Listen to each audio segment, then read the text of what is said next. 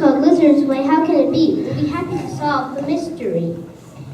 In 1841, Professor Owen coined the name, and the word dinosaur became his claim to fame. He took two Greek words, dino and saurs, and came up with dinosaur, a perfect name for us.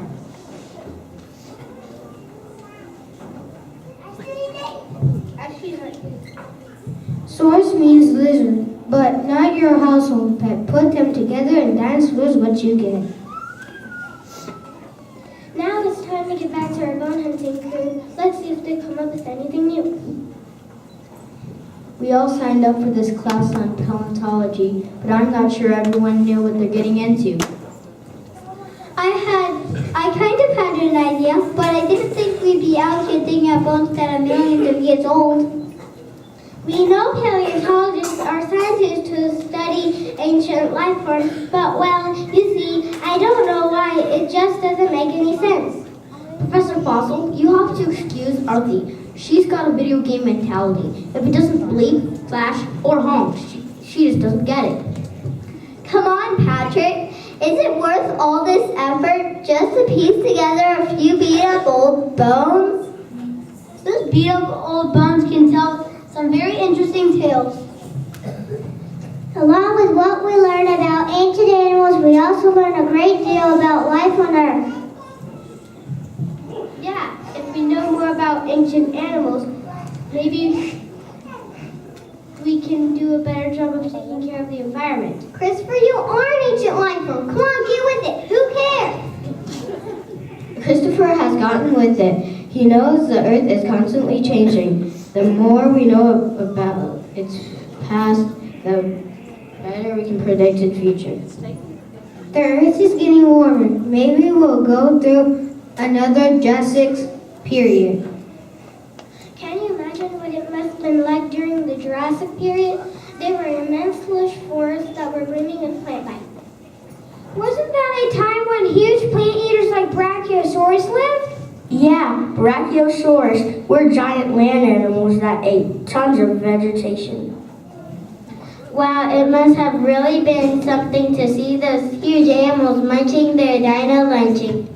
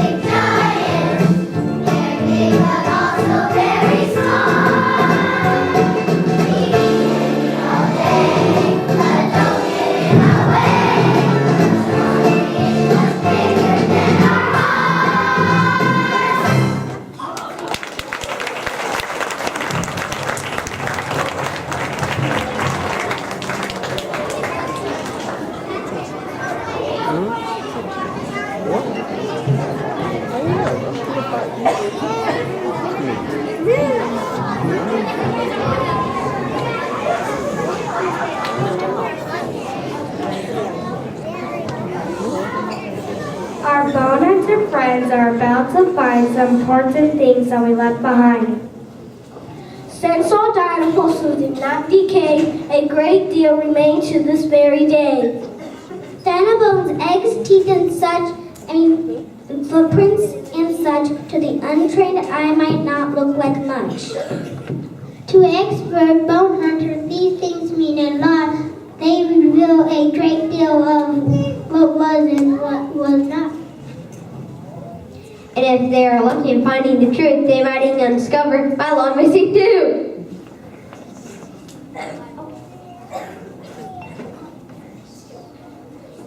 Professor Fossil, look at this.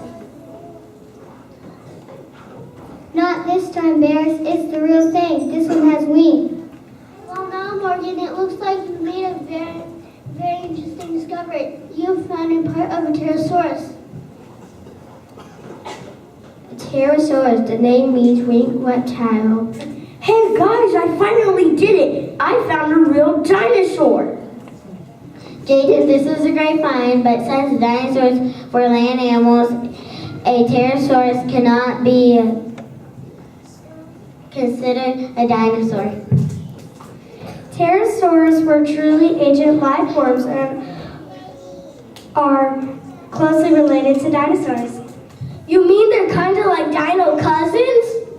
Well, I guess that's one way of putting it. Can't you believe it? Dino cousins that went dinosauring.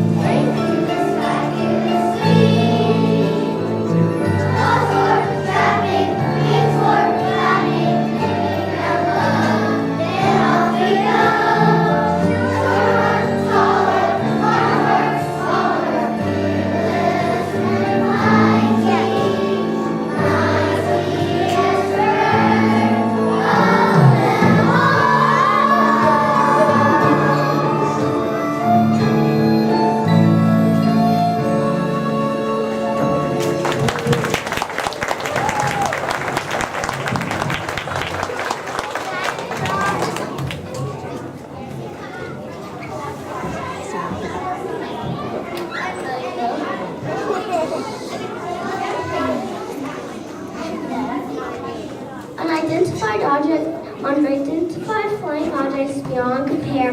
Our dinosaur cousins who soared through the air. With our feet firmly planted, let's return to the ground. There's much more to discover, much more to be found.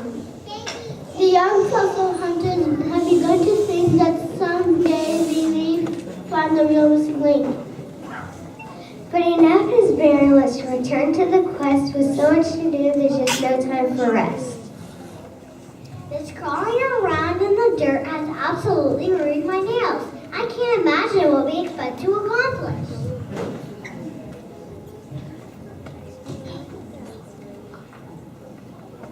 Remember, we're not just looking for bones. Fossils can be footprints or skin prints, and eggs and claws and even teeth. Why look for teeth? You don't need them to tell the size of the shape of a dinosaur. That may be true, really, but teeth can reveal many interesting facts about the animal. Teeth can tell you if the dino breathes twice a day and may and made regular visits to the dentist. Come on now, let's get serious. Floss our teeth can give us a pretty good idea as to what the dinosaur ate. If we know what it ate, we have a better idea about how it behaved. I brought along this Tyrannosaurus tooth as an example of the kind you might find. Yeah, it has an edge that feels just like a serrated knife.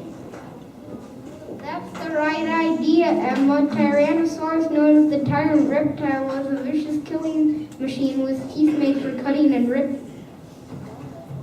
You know, I'm not so sure that disaster extincting was such a bad idea. If one of those guys was still around, he could swallow you in one gulp.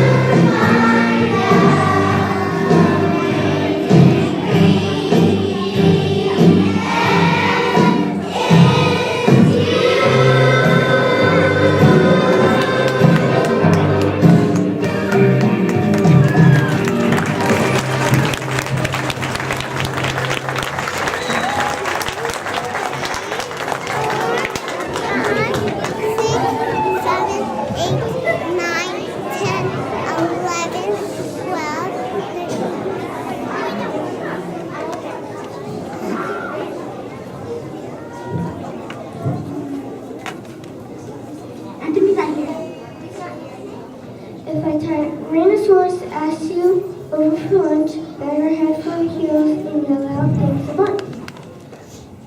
Just in case he invites you to come for a ride, put your motor in gear and get right out of sight. If he asks you to sample some tasty cuisine, get your body in motion and just split the seat.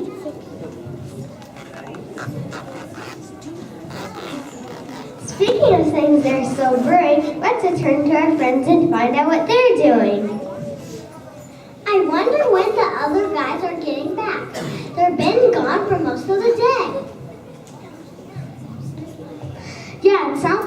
fearless explorers are about to return empty-handed. That's it. I've had enough with this paleontology stuff. I quit. 4 hours of digging, scraping, chipping, brushing, picking, drilling, hammering, and shoveling, all for nothing? For nothing. No uncertainties, no cause, nothing to be met to camp. Yeah, just a batch of old footprints that went nowhere. You mean, in other words, are you telling us that you found footprints? Footprints? I'm wearing for a little bit. Remember what we said about fossils? Did you forget that footprints are fossils? They can provide a lot of information. Come on, Prue, give us a break. What good are just footprints? I got it. We can discover the shoe size of your everyday garden variety dinosaur. By the time we finish with this class, I hope everyone will learn to use all available information. Footprints can tell us the size, speed, and habits of the animals that made them. Sure, they can give us some idea about whether the dinosaurs protected their young, if they walked on 2 or 4 legs, or even tell us if they traveled in herds. So I guess our little expedition is pretty good after all. Oh, give me a home where the dinosaurs roam and the T-Rex for the iguanodon play, where they traveled in herds, seen by the birds, making footprints are left in the clay. Home on the range, where the... You know, iguanodons really did live in herds. It might have been a defense against predators. Living in herds with many adventures, can you imagine it would have been like to see a huge herd of iguanodons? They were 15 feet high and up to 30 feet long. Wow, that must have been an unbelievable sight. Come on,